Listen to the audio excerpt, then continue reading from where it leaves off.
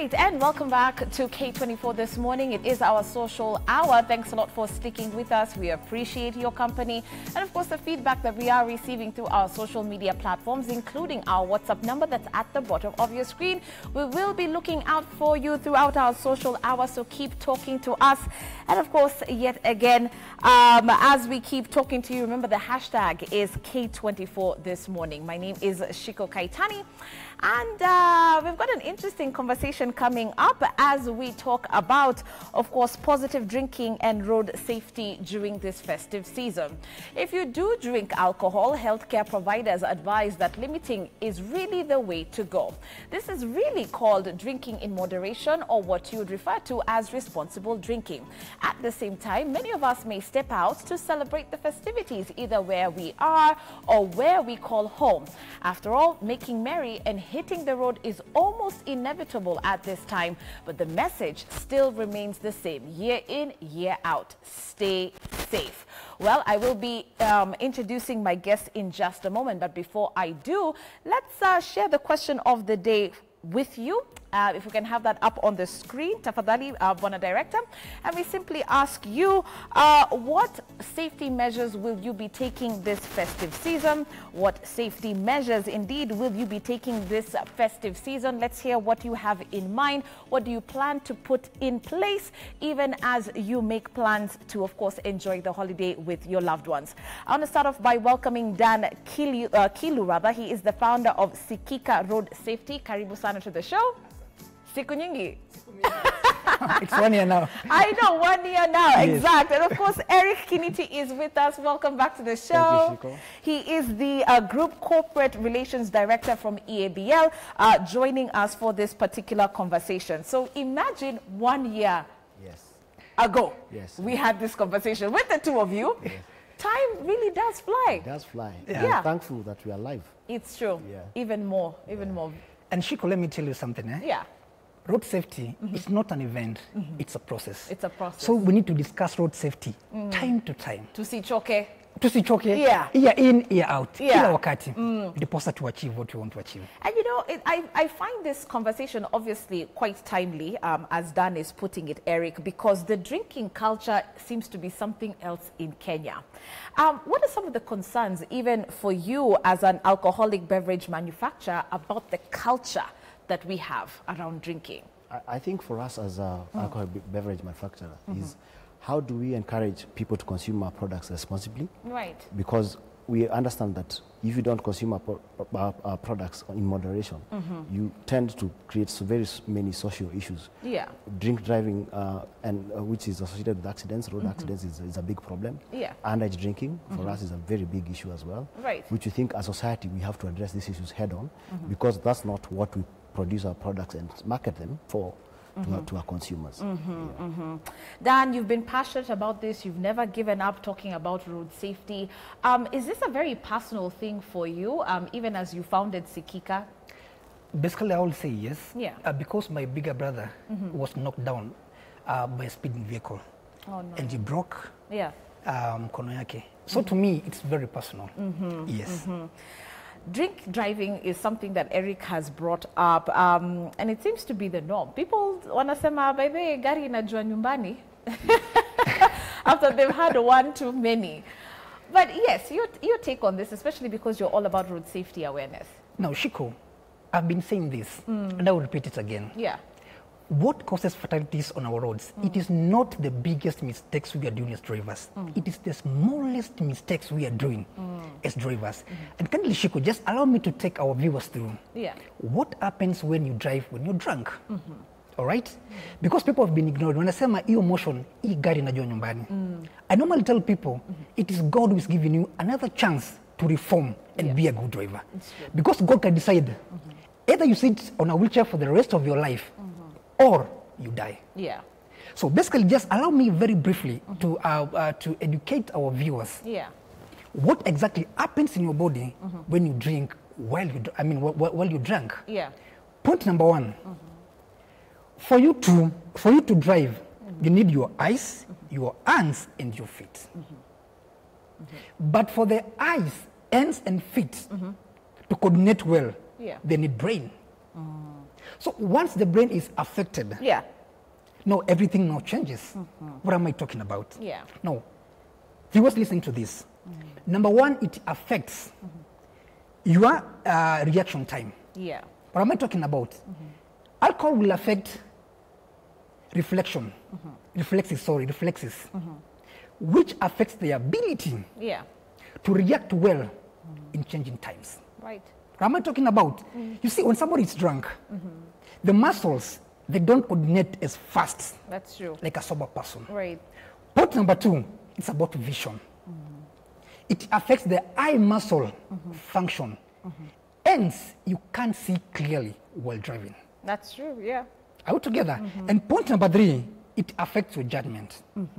That's true. You cannot make the right decision Yeah. at the right time. What am I talking about? You'll find some drivers driving at night Yeah. using one headlight. Na wako tu sawa. Na wako In sawa. their head, that is. Wako Yeah. tu sawa. So mlevi pale akiingia anaanza kufanya hivi. No, that process now, it's affecting your It's true. eye muscle. Yeah. Hence you cannot concentrate well on the road. Yeah. Utakuwa unashindwa hii ni nduthi inakuja ama ni gari. It's true. Before you know it, it's an end-on And collision. what do they always tell you, even when you start learning how to drive, that good driving is about good judgment. Thank you. You have to be able to make those right decisions Yes. going forward. But you know, when we talk about what responsible drinking is, maybe we don't really understand the context of it, Eric. Is it just knowing, okay, I can only have 1, 2, and that makes me a responsible drinker? There's more to it. Yes, and I think, and we clearly put it on our bottles and cans and all our labels, that drinking will impair your judgment, Yeah. and you should not be able to operate a motor vehicle or machinery, for example. So, and one of the things that is critical, and I agree with what Dan is saying, Yeah. with that affecting your judgment, you should not even consume one bottle and go behind the wheel. That's true, because we're all different. Yes, because you're all different. Right. And you have no basis of knowing how it's going to affect you when you're consuming it. So we are pushing for, and that's the message we want to run through this festive season. Even one bottle, Yeah. please don't get behind the wheel. Yes. Take a taxi, get a person who is not drinking to be designated to be the driver, and that's the best thing that we can do for ourselves, for our Yeah. families, and for our friends. Yeah.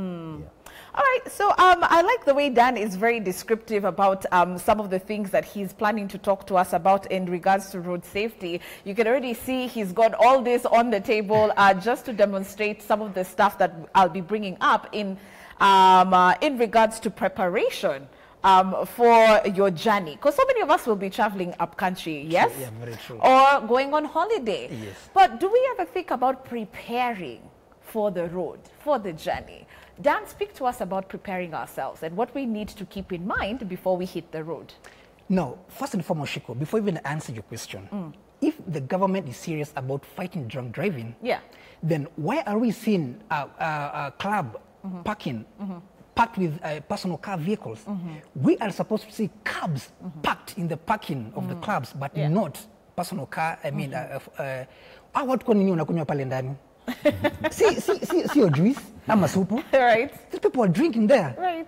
And after coming out of that club or a bar, they will drive. Yeah. So I'm urging the government, if they are serious, let us see from today going forward, cabs outside the bus, but not people driving themselves while they are drunk. Absolutely. Now, answering to that, you see, there's something I normally call journey management. Yeah. Actually, people are adhering to this. Yes or no? But I will say most of the people, they are not adhering to this. What am I talking about? When I'm talking about journey management, it's your car. I mean, it's your car well serviced. Yeah. And when I'm talking about the car, I want to tackle a bit of things there. Are your car signal working very well? You know, because a signal in a car is really very important. Yeah. It communicates to other drivers Right. your intentions while you are on the road. Don't just wake up and go. Service the car. Don't just wake up and go. Make sure your car is in a very good condition. What am I talking about? Are your car tires in a good shape to go for a long distance? Yeah. Are your car signals working very well? Is the braking system working very well? Because she will tell you, weather can change. Yeah. There's a time I was discussing about hydroplanning.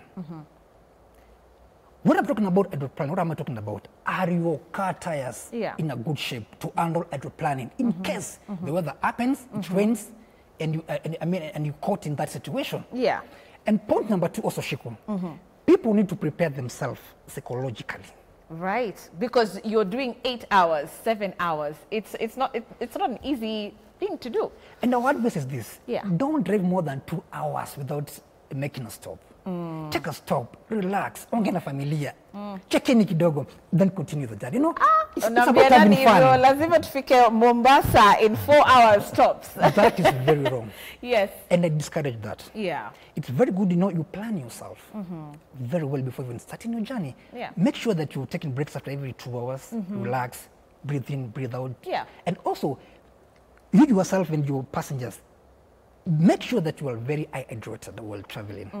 It's really, really important. Wow. And again, make use of safety belt. It's really important. It is a small thing. I've been talking about safety belt. It's a small thing, but in case of an accident, you will know the it's importance. a savior. Yes. It's a savior, I'm telling you. Those are some great tips you're giving us, Dan, and I believe someone's actually, absorbing all of that. Yeah. But there's also someone, Eric, who says that, okay, fine, do I really need to listen to another awareness message, another campaign all over again around, positive drinking and road safety?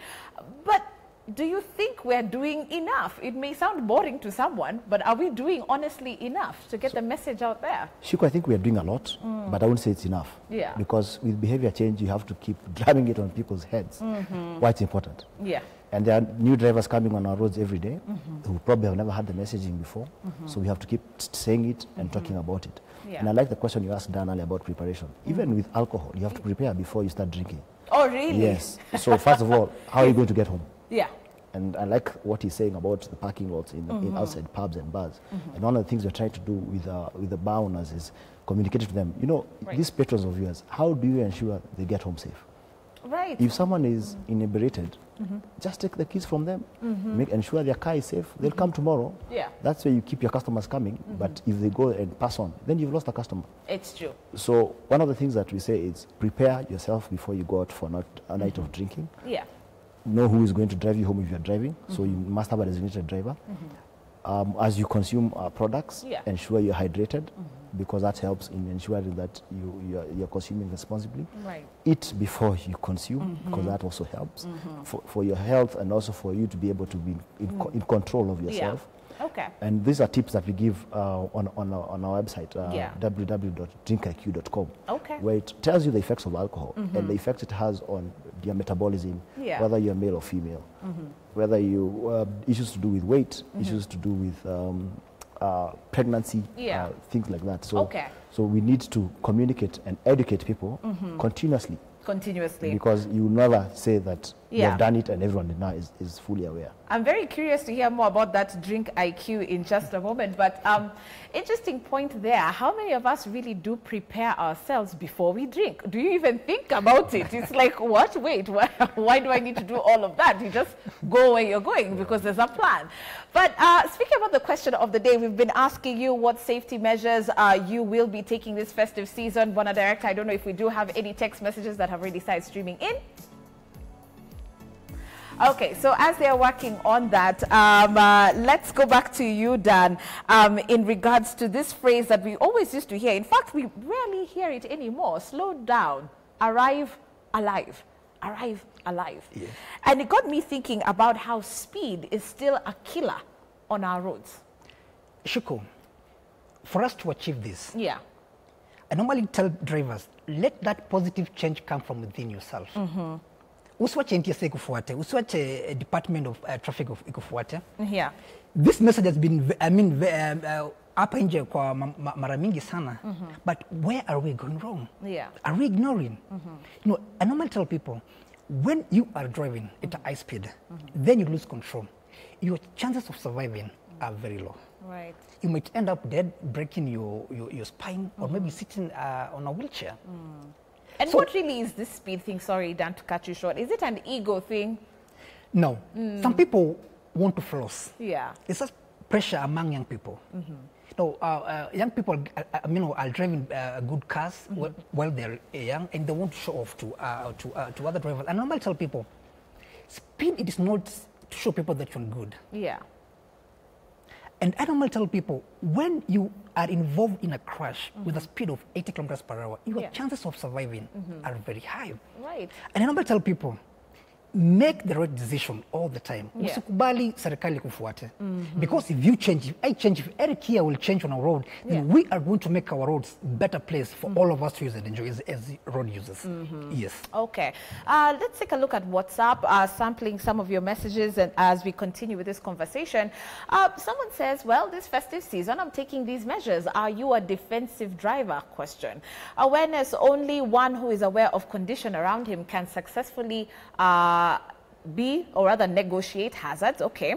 Adaptation, temporary hazards are negotiated in easier needs, or rather it does need more attention as most change faster. And of course, anticipation is something else that is going to be one of the measures that you're taking.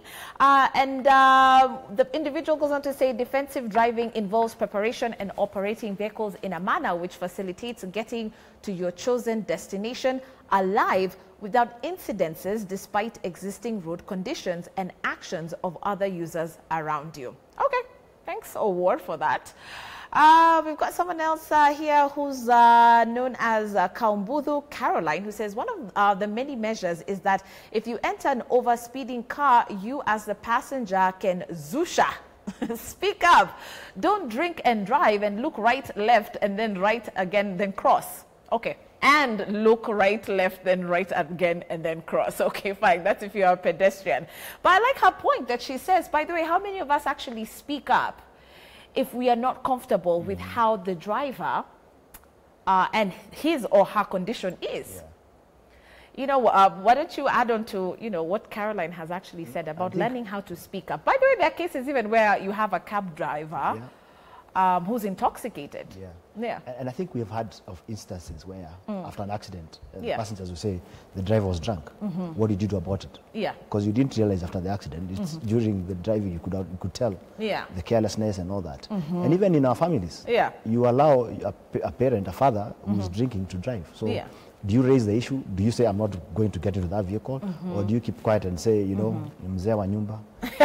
You won't personal challenge. Responsibility there. Okay, wait, let's talk to Joshua from Kirinyaga and hear what he has to say. Joshua, are you still with us? Good morning. Morning, Shiko. Yes, karibu. And Merry Christmas. Oh, Merry Christmas to you too. Yes, now to this topic, very important at this particular time. Yeah. Now, Shiko, there is something you'll always notice when you're on the road, that anybody who is driving faster than you is a maniac, and any guy driving slower than you is an idiot. Yeah. Now, I don't believe in this thing that people call responsible drinking. Yeah. It is very simple, Shiko. Don't drink and drive. Right. I am a teetotaler myself, and I've been driving for more than 10 years without a single accident. That is a lie. I have one rule. I have one rule, Shiko. Right. Anything else can wait. Yeah. That call can wait. That meeting or interview that you are rushing to can wait. Yeah. That pombe or nyamachoma that someone is calling you to rush to can wait. You must be steady. You must be sober. Yeah. You must be focused. Yes, that has been my rule, and will always remain my rule. Fortunately, for this particular Christmas in 2020, the main caution that people are taking, actually, which has been posted on them, is that they don't have money to fuel their cars to drive wherever they want to go, and they also don't have money to buy all the alcohol they need to drink and kill themselves. So COVID has contained us. Merry Christmas. Yeah, Merry Christmas and Happy New Year. Thank you, you too, Joshua. If we don't speak Merry Christmas, Happy New Year to you too. So it seems like COVID imetusaidia this time around. Yeah, people are more. But again, Shiko, the numbers have actually gone up. They have. They've gone up because the time our president allowed people to drink, that same weekend, we lost 60 people. Wow. On the roads. Through drunk driving. Right. And I like something that Joshua has mentioned, and we hear this a lot. I'm an experienced driver. I've been driving for 10 years. I've never had an accident. And I think, Shiko, and thank God for Joshua, and he's been lucky. Yeah. Because it's not about how careful you are as a driver. Because someone else will drink, Dan will drink and hit me. Yes. It's not my fault. I could have followed all the rules. I was taught in driving school. I'm careful. Yeah. I have defensive driving skills. But a drunk driver will come and hit you from nowhere. Absolutely. And that's why I like what he's saying. You should not get behind the wheel if you have consumed alcohol, period. Yeah, and it's a good point because it's not just about you. Yeah. You have to also consider there is someone else who could hit you, and then your life is impacted. Now, Shiko, there's something I really want to talk very briefly, but just give me more time to explain on this because I feel it's really important. Okay. Just tell Kenyans what we've been doing for the last 1 year and actually what campaign are we running this Christmas up to back to school. It's about road signs and road markings. Yeah. I feel this is a discussion we need to have going forward. Yeah. Because you can be an experienced driver of even 20 years, but a small mistake can make people forget your experience and blame you. Are we together, Shiko? Now, will you just allow me to demonstrate go here? right ahead. Feel free. All right. Yeah. Sorry. This is what we do on the breakfast show. It's all free. Yeah. Go right ahead. And of course, if we can get the camera at least zooming in on what Dan is about to demonstrate for us. So what's what? Okay, so this is a typical scenario on the road. Exactly. Right. Yes. Just put them this way. People can understand well. Right. Now, what is a continuous yellow line? Are we together? It is a continuous yellow line. Let me just show our viewers what it means. Now, this is a continuous yellow line. Right. Are we together? I don't know whether... The camera, you can see it. It looks like this. What does it mean? Yeah. Point number one. It prohibits any driver from overtaking. Point number two. It reminds you to stick to your lane. Right. Point number three. It acts as a danger. Point number four, it acts as a wall. Yeah. And the last point, which is number five, it reminds you to stick to your lane. Stick to your lane. Now from January up to December, we've been doing about continuous yellow non-stop. And I thank God, people know they've started now realizing this is a killer zone. It is. It's a killer spot. Right. So what is a road marking and road signs? Yeah. They don't communicate to a driver verbally, but they communicate to you strongly. Yeah. Through that image. And the color. And the color. Right. Are we together? So, for example, let me just show our viewers here some of the mistakes that we are doing as drivers, which are... Especially if you're going, by the way, long distance driving. I tend to see a lot of people getting flagged down because they didn't understand the road markings. And police will obviously write on that when they stop you. There's a reason you didn't understand. Exactly. Not like this one. Yeah. There's a continuous yellow line and a broken yellow line. Yeah. What does it mean? It means that this vehicle going uphill, they are prohibited from overtaking. But we can see a driver here. Overtaking? Overtaking. Right. Without caring for the oncoming traffic. Right. All right. That's number one. Yes. Now, this is a photo actually I got from somewhere. Somebody just sent me to my personal WhatsApp group, you know? What I'm talking about, our campaign, it's bearing fruits. Yeah. Look at this. Everyone is sticking to their lane. To their lane. That's how it should be. Very important. Okay. Now, this is how a continuous yellow line looks like. Yeah. Yes. Very briefly now, again here. There's a continuous yellow line and a broken. So you need to know if you're on this side, there is no overtaking. Kabisa. Okay. You are prohibited. But if you're on this side and you want to cross, you are allowed. But there's a condition. When the road is clear and safe to do so. Okay. Thank you. Thank you.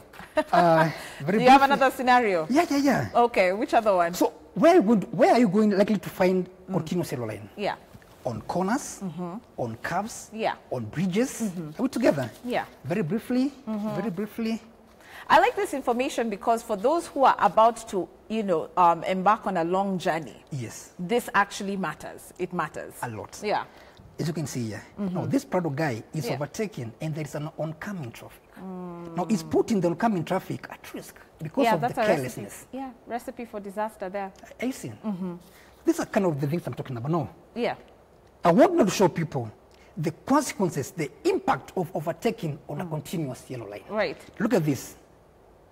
Now, and this one, this is an accident, an head-on collision accident. A loved one is not coming home ever again. Yeah. Why? Right. Because somebody misbehaved on the road. Yeah. Yeah. Quick one, another one here. You see, it has overturned actually. Oh no. Very sad. Very unfortunate. And you know, this is the thing also, when we talk about the personal responsibility when you're on the road and speaking up, if you're taking public transport all the way to upcountry, being able to call out that driver and saying, I don't like how you are driving. Simply put. Now, you see, what we are encouraging people to do not keep quiet. Yeah. Speak. Speak up. Toa sauti okoa maisha. That's our slogan. All together. Yeah. And I want to encourage the authority. Yeah. Put a number whereby people can report. Because she will tell you about WhatsApp every day. We normally get a lot of complaints from passengers. So what do? We forward them to NTSA. Yeah. For them to take action. All together. So we are encouraging passengers. Every time you feel your life is being put at risk. Yeah. Toa sauti, okoa maisha. And check again, before I finish on that. Yeah. This weekend we are launching a campaign called Dere Usiwe Sababu ya Target. Okay. I like that. Can I ask you more about that when we come back from the break? All right. Because I do want to hear more about that, and I'm sure our viewers really do want to hear more about that. There's so much more coming your way as we talk about positive drinking and road safety. We've been asking you what measures that you will be taking this festive season. How can we also go ahead and encourage more people to be safe on the road? Of course, Eric and Dan still in studio with us. We'll also be talking a little bit more about the Drink IQ test. What's that all about? We'll tell you in just a moment. Stick with us.